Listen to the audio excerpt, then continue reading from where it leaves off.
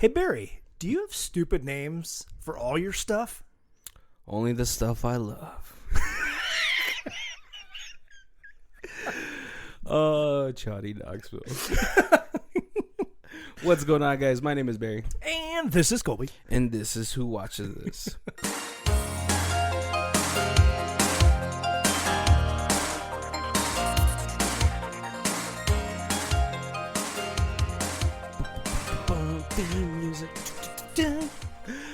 What's going on, guys? Welcome to our the second movie of our 2-month-long journey Through Dump Month.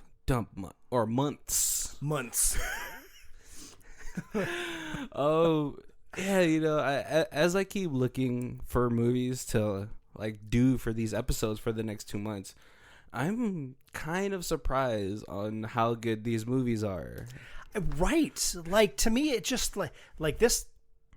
I don't understand why this was a Dump Month movie. I mean, I guess maybe it just wasn't quite the mark for that year's theme, and they just figured it just wasn't going to fit in or something. Yeah, I don't know. But I mean, so before we go any further, this is Arnold Schwarzenegger's first movie after being governor for California. After being the governator. Oh man, and I feel like Arnold still has that pull. Right. I think he always will. Right. Because there's never going to be someone as iconic as, and he's not a bad actor for someone who came from bodybuilding competitions. Right. And another country. He knows his limits, and he knows what roles are tailored to him. And he does a good job filling that part. Yeah. I mean, Arnold has been coming out in the most recent years with more dramatic ones. Mm-hmm. And at first there's one about him and I think a ghost daughter or something like that, and I didn't think it was gonna work, but I was like, man, Arnold is really selling this role. But today's movie is a very return to 90s type of action movie. Right. It is it's almost like a movie about tower defense games. I feel like it's he's okay, I haven't done movies in a while. This is my first one back. I got to remind you who I am, and that way you will love me again. I like the fact that he pokes fun at his own age in this movie. Yes. But I mean, Arnold does a decent amount of I don't know if he does the stunt work that he does in this movie, but he's moving pretty well. Right. It's well CGI'd or well choreographed for the stunts. If it's not him, I mean, they have a good look-alike.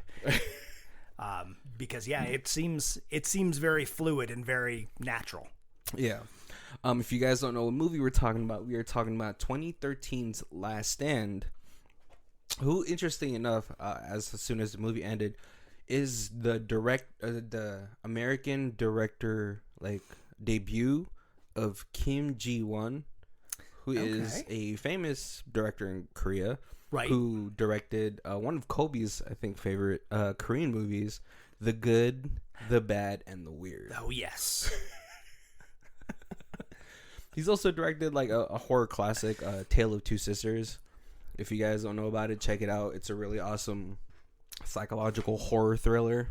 Okay. But yeah, he's worked with big names too. He's worked with Sung Kang-ho, I believe that's how you say his name. The father that was in Parasite. Oh, okay, yeah. Who's also in The Good, The Bad, The Weird. And so yeah, I was actually really surprised that it was him directing this movie.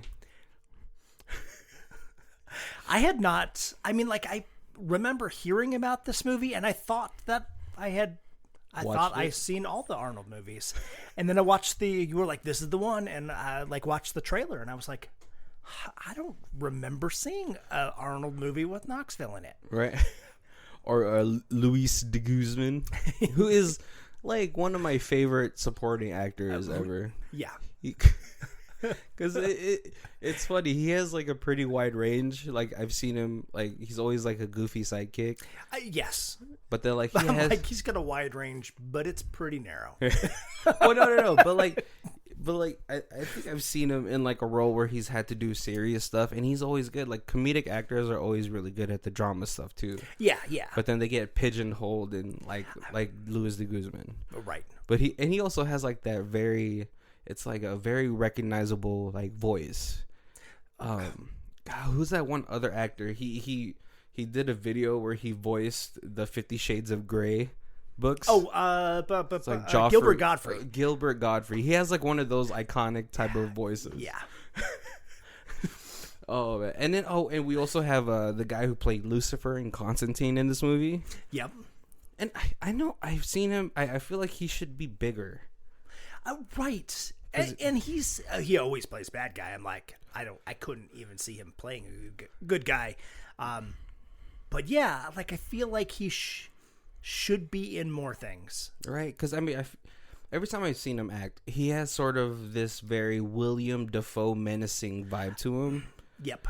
And I just don't understand why he's like not in a Die Hard movie. Kind of like you've said in like other ones. He's like the our bargain bin, William Dafoe. But see, that's the thing is like I don't think he should be the bargain bin. I think he should be right there with William Dafoe. I could see him playing like a creepy. Oh no, that's a bad guy too, right? I was gonna say like a creepy uncle. But I do like. I would like to see like more actors who always play villains like be a good guy, right? Because then it's like it'll be weird at first, but then like I don't know. I feel like comedic actors who do drama, I feel like they could kill those roles too. Yeah, right. And you get the weird twist like this totally side story, but like the guy who played Sabretooth in the Wolverine movie. Yeah. Oh, like, the guy from Scream. He was also in Scream. Yeah, right? Yeah. Like he plays like all of his parts. He plays where he fakes being a good guy, and then by the end of the movie, he's the bad guy. Yeah. So you're always like, oh, he's gonna actually be a good guy in this. Oh no, he's not. He's a liar. He just planted a bomb on Tom Cruise's train. He got those eyes. That's why those shifty eyes. Yes. Yeah. And we also have Forrest Whitaker, who I feel like was very underutilized in this movie. Because Forrest Whitaker is like a strong actor. You all know the man's resume, right? But in this one, it kind of feels like he was just thrown in there.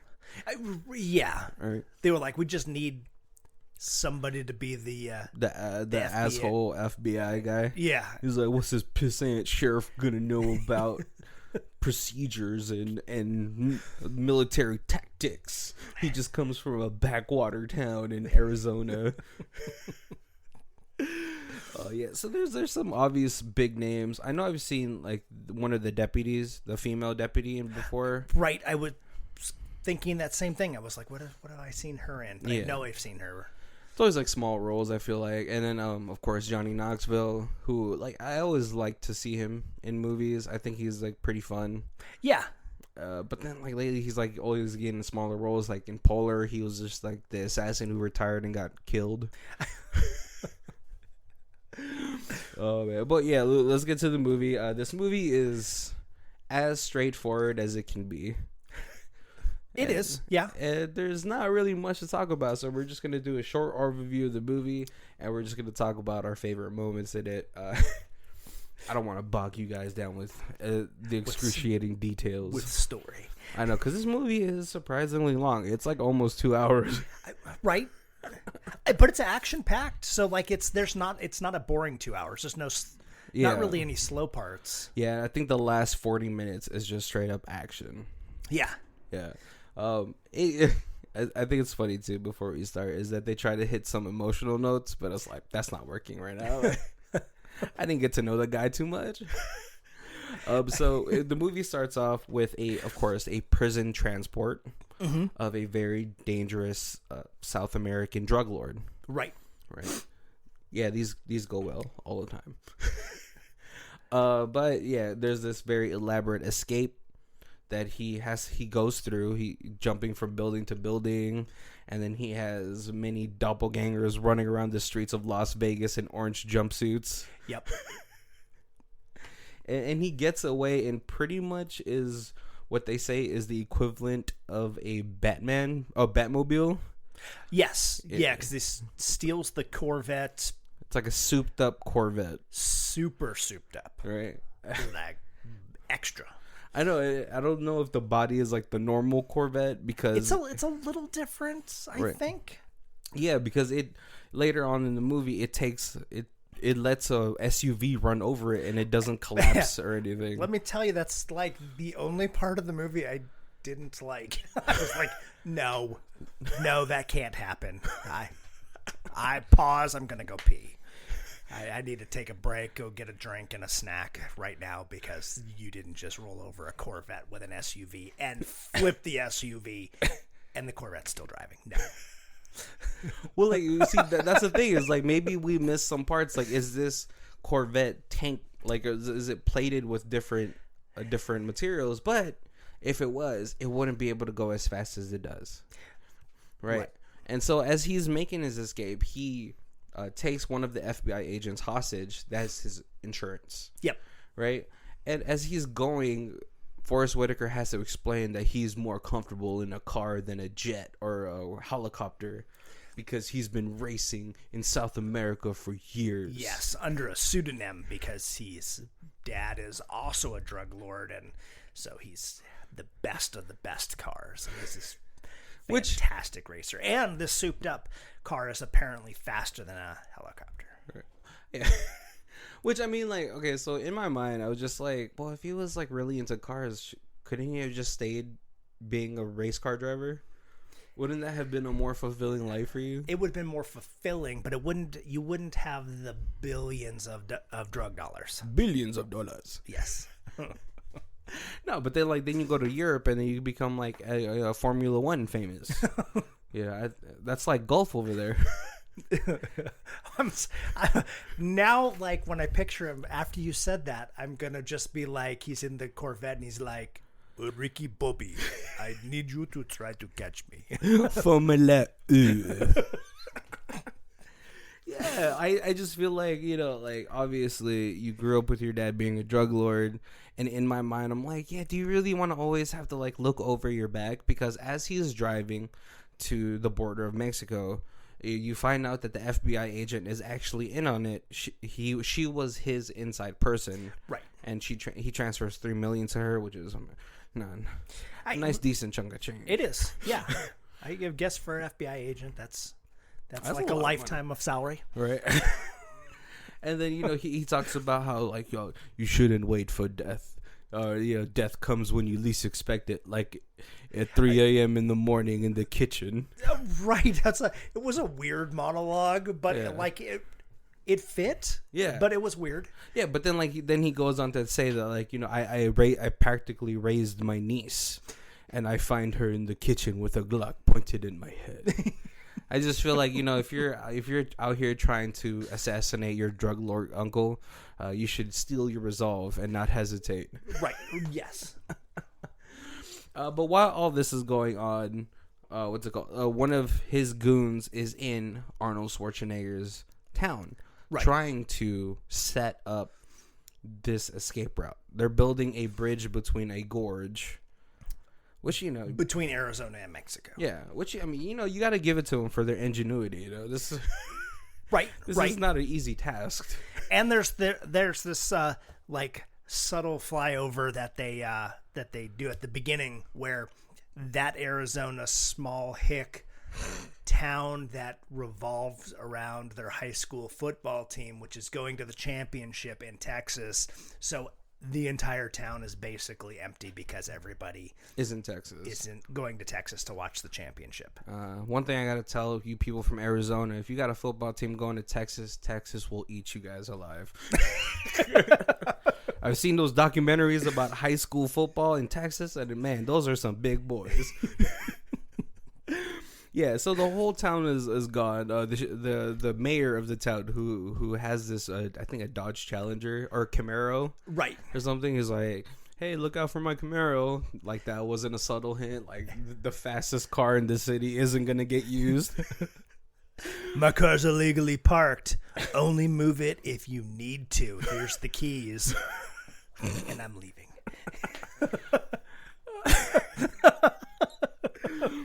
You know, and all this is happening all on Arnold's day off. It's always your day off that all the shit hits the fan, right? Yep. And so early into the movie, we see the milkman get murdered by Lucifer because they need his land to build this bridge. Now, at first, he was like, "Hey, we need your land. You know, we'll give you some money." Yeah, he fakes. He's like, "Oh, we're filming a commercial, and you're the back area of your yard is gonna be perfect for it." And he's just like, "Nope, get off my property." Right. See, that's also another thing. He's like this really old milkman guy. Yeah. And I was like, you could take like 50 grand to like get off your property for a day. Right. Like, Colby, if anyone ever came to your house, I was like, "Hey, this little patch of like grass that's in front of your condo, can we use it? Are you gonna turn them away?" No. Yeah, right. But unfortunately, I would at least listen to the offer. Right. But no, he gets pretty violently shot in the face. And so everything really comes together because early in the movie, Arnold sees a couple guys in town. They're like, "Those guys aren't from here. And this isn't a town that we have a lot of passerbys." Right. And so he finds them suspicious. And then so later around 4 in the morning, the diner girl, who I gotta say is too pretty for this town, calls Arnold, and she's like, "Hey, the milkman hasn't come, and he doesn't miss a day." And he's like, "Oh, fine." He's like, at first he's like, "Is this really a job for me right now?" It's just like, he's never missed a day. Right. So I want to just make sure he hasn't had a heart attack because he's old. Oh, yeah, he is. He's like, "Okay, fine. I'll send somebody over to the house." Right. And then so we get two of the younger cops. One of the cops was like, "Hey, Arnold, can you get me into LAPD because I want to see more action." Bang, bang. Right. Which is always basically because he's like, "The most exciting thing I do is at 4:00 in the morning go to the milkman's house to see if he's had a heart attack." Right. And you know what? That is just the equivalent of like when an old cop is like, "I'm going to retire in 2 weeks." It's like, he's going to die. Like, yep. Which unfortunately does happen because when Arnold goes over there to the milkman's house after they found that he has been murdered, it's funny because Arnold is a seasoned LAPD narcotics officer. Right. And so, you know, he's seen his share and he knows all the procedures that need to be taken. He says, "Hey, don't touch anything." And then, of course, when we get a shot of them back at the house, they're just touching everything. And, you know, that's not to say that, like, small town officers are, like, incompetent. That's not something that happens there. So right. They don't have a unit for that, you know? So I just thought it was really funny. But when Arnold goes over there, he's securing the perimeter. He's like, "Did you check for tire tracks?" Luis de Guzman is like hypothesizing what happened. Because to him, it's like, for all of them, it's like a little exciting. Like, it's morbidly exciting. Yeah. Right? That's a good way to say it. But he sends the two rookie cops to go follow the tire tracks. And what's it called? And very unfortunately, they get into a firefight with the psycho Batman, his henchmen. Yeah, the bridge builders. Yeah, but that's like a paramilitary elite force that's building the bridge because it's like one of the bridges they build to like invade a small country. Oh, is that what they said? Yeah. Oh, yeah. I was like, hey, there's no support for those bridges. Like. But yeah, so during this time, they get into this huge firefight. Arnold is on the way over there. Forrest Whitaker calls Arnold, and he's like, "Hey, there's this fugitive that's gonna run through your town. He's already escaped the border from Arizona and all that stuff." And Arnold's like, "I can't deal with that right now. I'm busy." Click. And of course, it hits Forrest Whitaker's ego because he's like, "I'm the FBI. Like, what? How much more busy can he be than me?" Did small town sheriff just hang up on me? Right. And then after Arnold rescues the female officer and the deputy, because the deputy's been shot, he got too close. He was still too wet behind the ears. Right. Yeah, because he kind of just tried to walk into the situation. Yeah, and I mean, like, you know, for a small town cop, that's just like the normal procedure, right? Because you don't know really what's gonna happen. And yeah, he gets shot. I believe in the shoulder, or no, in the gut. Yep. Yeah. in the gut, which is, super dangerous. And they get into this huge firefight. Arnold Schwarzenegger comes in like the T-1000. He still uses the shotgun with one hand. I don't know how he does it. I've shot a shotgun and I cannot. It's impressive. He's a big guy, but yeah, it's still impressive. And he still does that thing he puts it over his forearm. Yep. I don't know. I was like, that's not going to help with the recoil at all. But he's also a former strongman, right? Yes. Mr. Olympia, Mr. Universe. I think, one of those. I think Mr. Universe. But, so Arnold gets them out of the situation. Unfortunately, his deputy dies. He bleeds out. And they go back to the station. One of their friends is the town drunk because I believe he has PTSD. Oh, yeah. And so he's in there, but he was friends with the sheriff, and he's like, Sheriff, I think you need more hands on deck for this one. Right. And so, in another world, 20 years ago, Arnold would have been the guy in the... Yes. Yep. Or Sylvester Stallone in jail. The ex-Green Beret that got arrested. Yeah. That's Rambo. Those are two egos that could not fit on one set. But yeah, so they start to prepare the town. It's pretty much, like I said, a tower defense game. But they're like, hey, we're missing firepower because a sheriff's station for a small town probably has like 2 shotguns and a handful of handguns. Yep. They're not really prepared for what they've already seen is a mercenary military group. Right. And so, of course, there's always that one crazy gun fanatic in every small town who, I don't know if this is legally okay for him to have an armory in his junkyard. Okay, so they explain that because he collects guns, but he owns and runs a gun museum that is open every third Wednesday from noon to 3. Oh, so that's how he gets away with it. It's open enough, apparently, to allow him to have the license to collect these military. Oh, is that like if I turn my home into a home office, and I'm like, oh, I have to do these things, and it was like, oh, I need to write off my toilet paper. Yeah, right. Because this is work dumps. This is my LLC, guys. You guys don't know this, but I trim my yard once a week. Okay, so that's how he gets around it. But he has an absurd amount of weapons and ammunition, and he has what's it called? A automatic machine. He has like a machine gun. Oh, like an old Gatling gun. Yeah, from 1939, and he calls it his Nazi killer. And he gives it a name, right? It's like. Vicky. Maria. Oh, Vicky. Yeah, Vicky, and then his revolver is like Gabriella. Yep. And that's where the quote from the beginning is. Yeah. Like, do you name everything? All of the things I love. Oh man, and he's like, hey, he's like, I got 2 conditions. 1, you got to deputize me. That way, anything that I do falls underneath the jurisdiction of the Somerton Police Department, and I can't get penalized for anything. And then after Arnold swears him in, he's like, and then everyone goes quiet. He's like, what's the second one? Did he have a second one? I don't believe he did.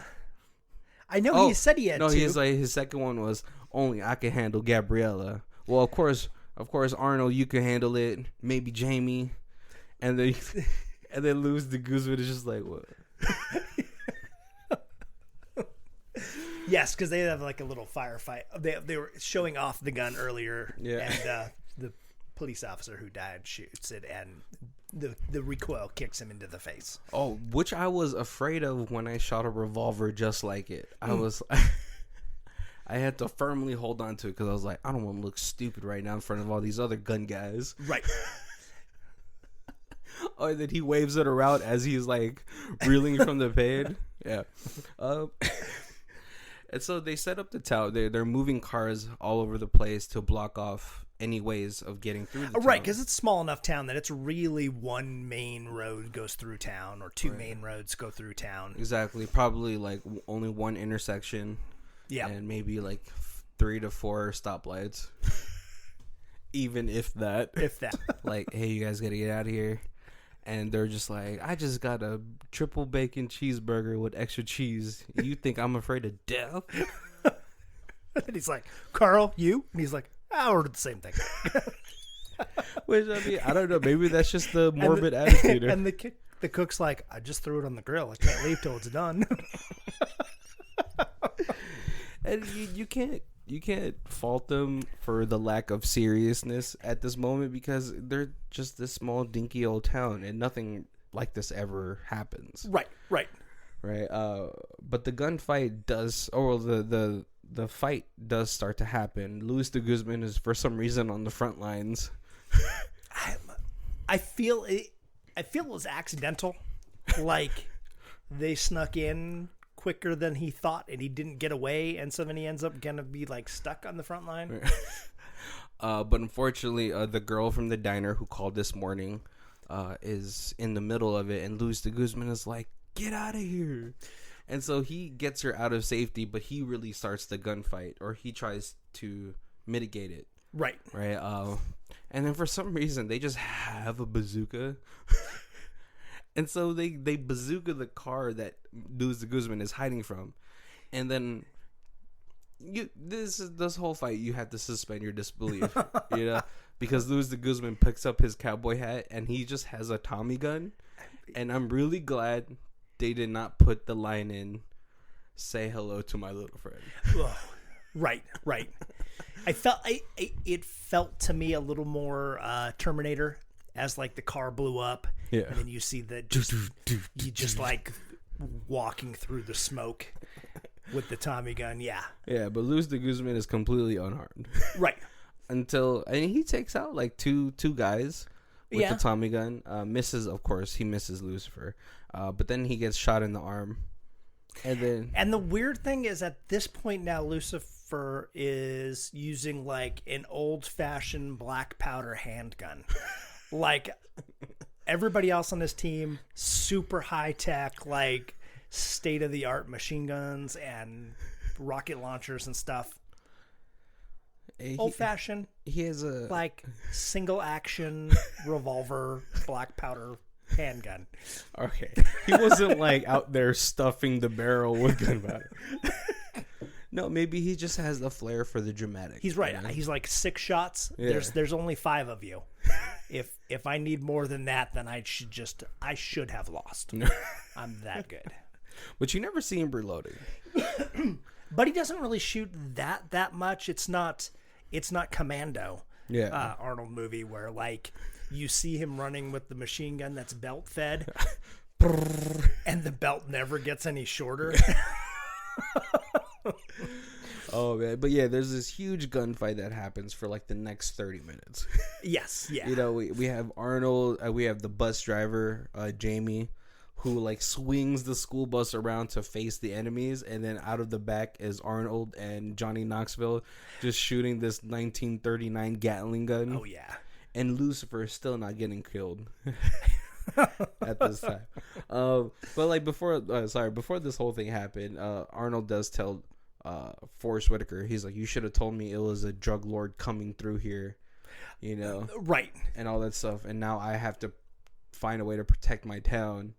But he's trying to tell Forrest Whitaker, like, "Hey, they're trying to build a bridge from Arizona to Mexico. That way he doesn't have to go through the border." Right. And of course the FBI agent's like, "What do you know, you small hick?" Blah blah blah blah. And then Arnold just hangs up. But at this point, this is where Forrest Whitaker gets suspicious of the whole situation. Like, how did they have this all planned out? And so he reviews the tapes of when his agent got kidnapped. It seemed too easily that she went with them. Right. And then so he's like, he tells Daniel Hennessy, who is the Asian agent in there, he was like, "I need you to check everybody's financials, including mine. Just to see who needed the money and who got..." Right, because somebody in this office is a mole. Right. And then he is also asking for satellites to see for the gorge that goes from Arizona to Mexico. And then he sees that there's actually, what's it called? A bridge, yeah. A bridge happening. Yep. And so he does tell this to the SWAT, and we get the ridiculous scene that Kobe hated, where this Corvette just he just what is it called? He was driving reverse, braked, and then let the car flip over on itself, and then just drove away. Yeah, like no damage. This is why I was like maybe it's special plated, but then if it was special plated, it couldn't have gone as fast as it does. And he never stops for gas. Do you think he stopped for gas? Like, I always think it's like a really funny break. I thought that same thing, but they are out in the middle of nowhere, so they could have stopped at a gas station, and they would have been like, that's boring to watch him gas up. And it's not like they have to worry about the girl that's with him running off because, she's on the payroll. Yeah. So. No, I just always think it's kind of like funny, like when it's like this super like ridiculous action movie, but then they take a small break to get into the gas station, and it's like elevator music like playing during this whole scene. Right. Yeah, and I'm sure you're using up a bit of gas when you're pushing 197 miles per hour all the way from Vegas to but there's no traffic, so there's no border. stop go. They say you use more gas when you're in traffic. That is absolutely true. That's why I never understood it, like miles in the city versus miles on the freeway. I was like, I don't get it. You should be using more gas, but that's besides the point. And so we get this huge town, like old Western town fight where like there's people on the roofs, there's people in the buildings. What's it called? The female officer gets with the deputized. Prisoner, inmate, right? Because they were prior together, and all that stuff. And so we get this huge battle. It really just ends up with Arnold, pretty much, the whole team clearing out the whole city, town, of bad guys, and then the bad guy, the psychopath in the Batmobile, drives through town. And he's like, "Is it ready?" Doesn't get a response, and he knows something has gone wrong. Yeah, and so Arnold, of course, chases him in the Camaro, the red, the one that's parked on the fire zone. Right, it's an emergency. Got to move the illegally parked car. And then we get this pretty the main bad guy. He throws the girl out of the car. He's like, "You're just a liability now, so blah, get out of here." Right, and then I guess it also will make it look better if she's thrown from a car and busted up that she made the escape. Yeah, exactly. And then we get this really long chase scene through this corn maze, through the cornfield. Right? Yeah, and I don't know how Arnold's like, I know where he's at, but it's his town, so maybe he just knows. He saw where Jerry got murdered, so he's like, that's the end game, right? And then we kind of get like this weird like tense moment where they're both in the cornfield and they stop. And then Arnold's, it's almost like comparable to watching a lion hunt. I guess also the cornfield thing is like you get the muscle car versus the speed car, but if you're driving through corn, that speed car is not going to be able to outrace the muscle car. Yeah. But as they're going through the corn maze, they speed to a tractor that what was it called? T-bones the Corvette. Yep. And takes off the top car of the Camaro. Right. And so the bad guy, he's like, "Oh, I'm pretty close to the bridge, so I could just like run there." And he runs there, and he's like, "Oh, it's free." And then somehow, Arnold is already waiting on the bridge. Yep.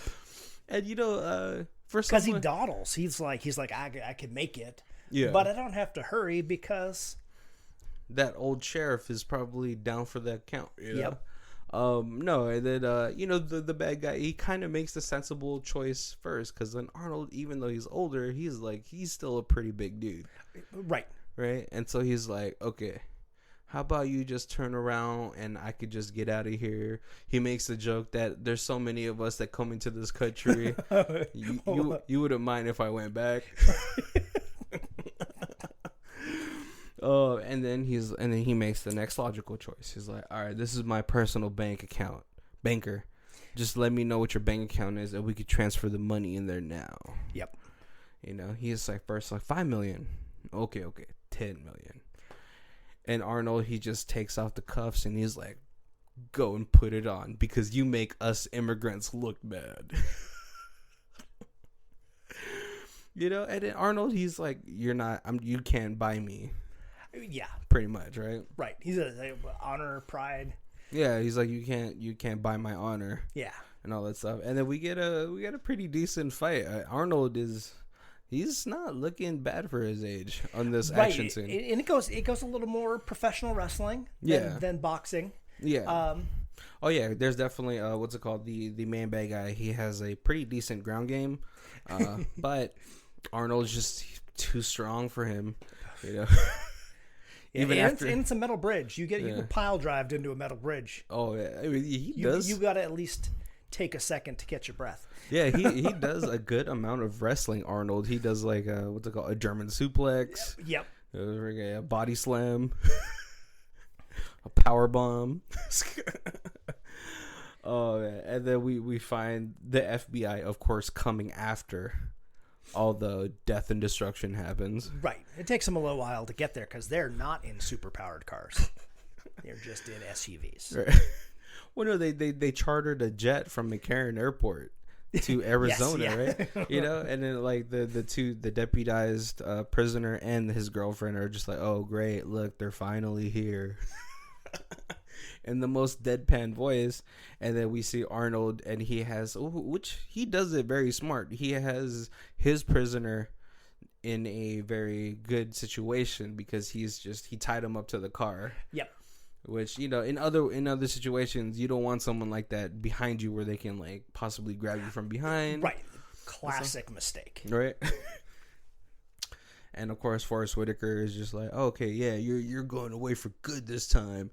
And the FBI agent who was in on it gets arrested as well. And they make the joke that Swiss bank accounts aren't as private as they used to be. Right, which I don't know how, you know. I have never had the cause to hide $3 million, so I don't know exactly how private a Swiss bank account is. If I had $3 million, I'm not hiding it. I'm spending it all. I'm probably going to piss it away. Like, New house with a theater in it so I could watch these movies on a big screen. And in one of those Lovesac type of like couches. Yes. Which we're not sponsored by Lovesac, but those couches are very comfortable. And then, if Lovesac would like to give us couches, we will watch the remainder of the movies for this podcast from now till forever, sitting in them.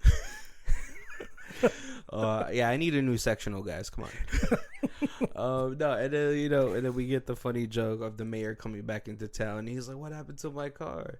He's all like, "You parked it in a red zone." And then the movie ends.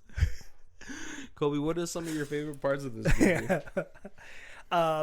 So there's some silly parts that, of course, I loved. One of the kind of cool, like, more serious parts, well, I guess not really serious, but they're driving at night. It's like the black Camaro. The helicopter's following it, and it just turns off its lights and hits its brake, and then like it's fast enough that it can outrun the helicopter, and then the helicopter couldn't find it again. I thought that was like a really kind of a cool part because basically the helicopter's been following it for like the last 50 miles, with the spotlight, and it's just like, if I turn off my lights and hit the brakes, I'm going to escape the spotlight. Right. And I'm a black car in the middle of nowhere, the Arizona desert. You're not going to see me when I drive off this road for a second and then, go around the spotlight. Yeah, it's crazy. If any of you guys have ever just driven at night and going on a road trip and you're driving at night, it is like creepily dark in some places. Right. Yeah, especially if you got you don't have a full moon, because there's like miles and miles of like no street lights or nothing. Oh yeah, I remember one time I was in California and we were going from California back home to Nevada in Las Vegas, and it was during one of the wildfires. Like it just happened that day that we were like gonna leave, and then so I still had to get home, so we had to take the other way around. Oh, that But then they're like, "Oh, you guys can't do this," so we had to take another hour detour. and I literally had to go through like this small rinky-dink town I never heard of with no like streetlights anywhere, and like there's ash falling all over the place, so it looked like Silent Hill. And I was like, oh man, you know, if I just die right now, I'm gonna be super pissed that I'm gonna haunt this road that no one drives on really. Oh, yeah, that is a really cool. My favorite moments are probably just with Louis de Guzman, where they're like in the office and Arnold has decided to take a stand. He's like, this criminal is not gonna get past this town, especially after they killed Jerry. Yeah, and Louis de Guzman is like, yeah, but that's not like our problem, you know. Like it's the FBI lost him, not us. Like, we could just look the other way. Yeah, you know, for 30 minutes we could just look the other way, you know, like. There's only 4 of us, and Jerry died last night, so he's pretty shell-shocked, you know? Right. Yeah, I just love Louis de Guzman. I just think he's such a funny actor, and he has such a funny face to me. And I like when there's like another part with him, and they're all like loading up with weapons from the gun museum, and Arnold's like, you grabbing a sword? What are we going to become gladiators? And he holds the sword up, and it's like the Conan sword. Oh yes. All I was focusing on was that he had I think a morning star in his pants, right, or something, or like a mace, or what's it, mace with a chain on it. I forgot what those are called. Oh, was it the Conan sword? Yeah. Leave it to Colby to recognize movie props. It's my favorite movie. You know I'm not missing that one. I kind of wish Johnny Knoxville was in this a little bit more. I wanted him to sort of be the one to try to tell Arnold, like, there's something going on in this town. Because I feel like they missed, like, I don't know. It felt like Johnny Knoxville was probably in the movie for like a day, like for shooting. Right. Yeah, he was. Yeah, one day shooting that first little scene. Yeah, when you kind of meet him, and then he's not in it again until the end, the very end, the big fight at the end. Yeah, I mean, I guess there's not much for me to really pick at this movie because it's a pretty straightforward movie, right? Because this movie probably could have just came out in the early '90s as well. And then I don't know if a flare gun explodes quite like it does in this movie. Oh, no, but he blows a guy in half with a flare gun. No. It wasn't the flare gun that exploded him. The guy had what's it called? An ammo belt for his shotgun. Oh, makes more sense. I was like, I know the flare goes up and then kind of pops like a firework, but he shot the guy in the back and then blew him in half. I'm not sure if that's how a flare gun works. No, yeah, I was like, I saw the belt for the shotgun rounds on his chest, and that's why it started popping off like fireworks at first, or like a firecracker. Yeah. That makes more sense. Oh man, yeah, I like the scene where Arnold gets the guy from the roof. And he, like, instead of just, like, shooting him from where he was, he, like, tackles him, pops him in the head as they're falling, and then lands on him. Yes. It was a little bonus kill.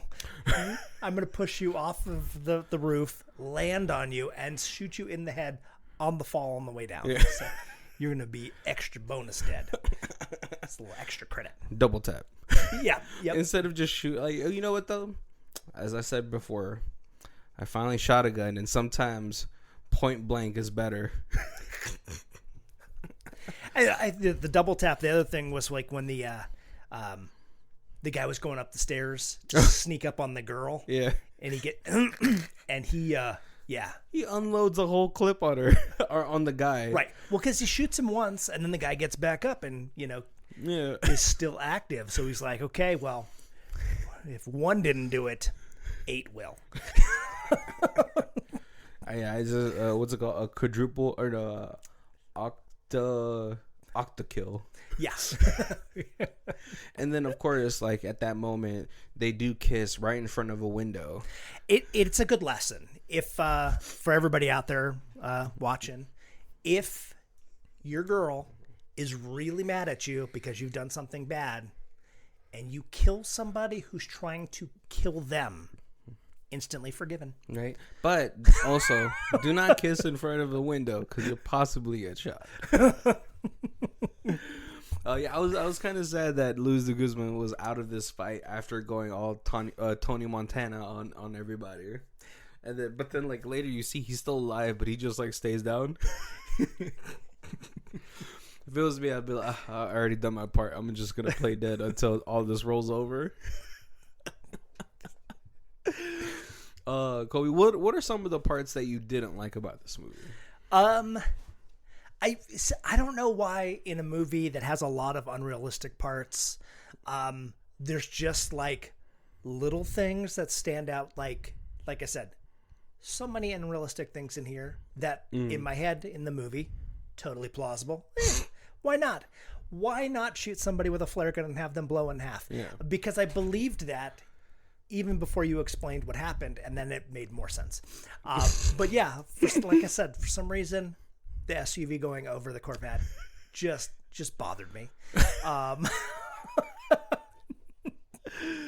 You just couldn't. You're like, nope, not real. Right. The whole escape was fantastic. That there was 15 guys that they had set up in like orange jumpsuits around town that the FBI didn't notice going into the building, that were all just hanging out outside. Nope. Totally plausible. Yeah, that's the way the world works. But the SUV thing, I don't know. It's you're like, so nope. dumb. that you know, and like what you watch a movie and like they're jumping off buildings, blowing things up with bazookas, all this kind of stuff, and then you're like, hey, he's got a revolver that doesn't hold 9 bullets. This movie's now dumb, you know. I don't know, Kobe. Have you ever watched Black Dynamite? Because apparently, well, yeah. So it goes. It's 6 or 60. Anything in between that's unrealistic. Oh man, for me it was the inclusion of the FBI in this movie.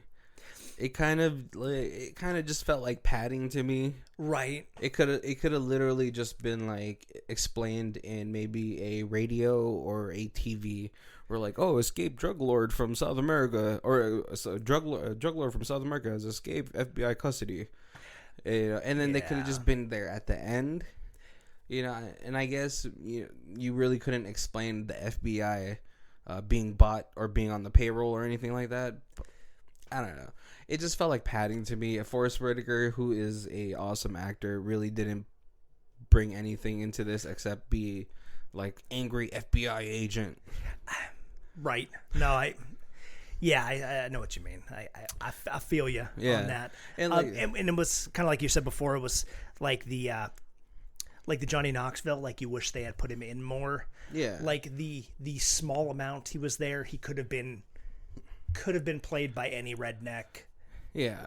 I mean, I know they threw him in for a name, but it was like really the small part he played. It could have been just any redneck gun collector. Yeah.